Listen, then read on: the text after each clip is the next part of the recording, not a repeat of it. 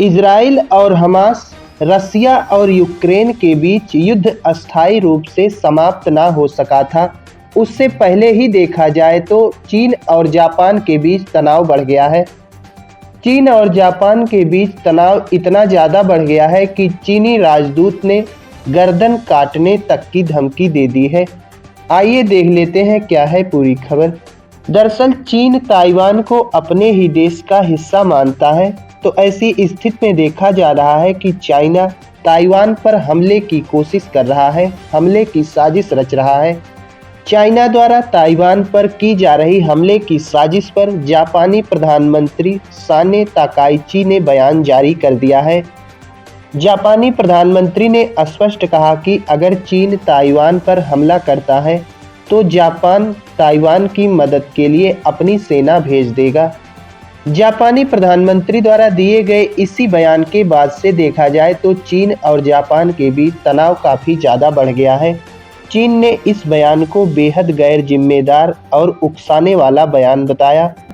चीन और जापान के बीच चल रहे तनाव के बीच चीन के काउंसल जनरल ने एक ऐसा बयान दिया जो आग में घी डालने का काम किया। दरअसल चीन के काउंसल जनरल हैं सुए जियान। इन्होंने एक्स पर पोस्ट करते हुए कहा कि अगर जो कोई भी इस मामले में दखल देने की कोशिश करेगा तो उसकी गर्दन तक काट दी जाएगी।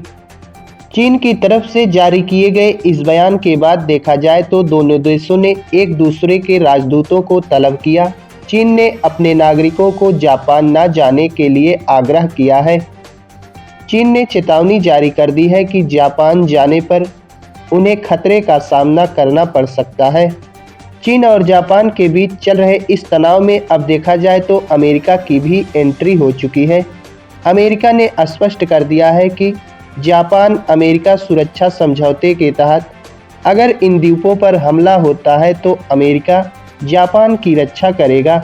तो ऐसी स्थिति में देखा जा रहा है कि अमेरिका ने एकदम क्लियर कर दिया है कि अगर चीन और जापान के बीच युद्ध होता है तो अमेरिका जापान की रक्षा के लिए खड़ा है, अमेरिका जापान की रक्षा करेगा।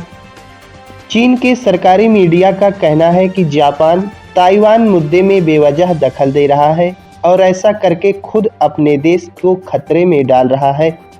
बाकी चीन और ताइवान के बीच चल रहे इस तनाव पर आप लोगों की क्या राय है? आप लोग अपनी राय दे सकते हैं।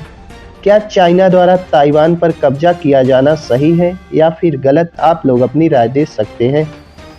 और चाइना और जापान के बीच युद्ध होता है तो आप लोग किसकी तरफ हैं? आप लोग इस पर भी अपनी राय दें।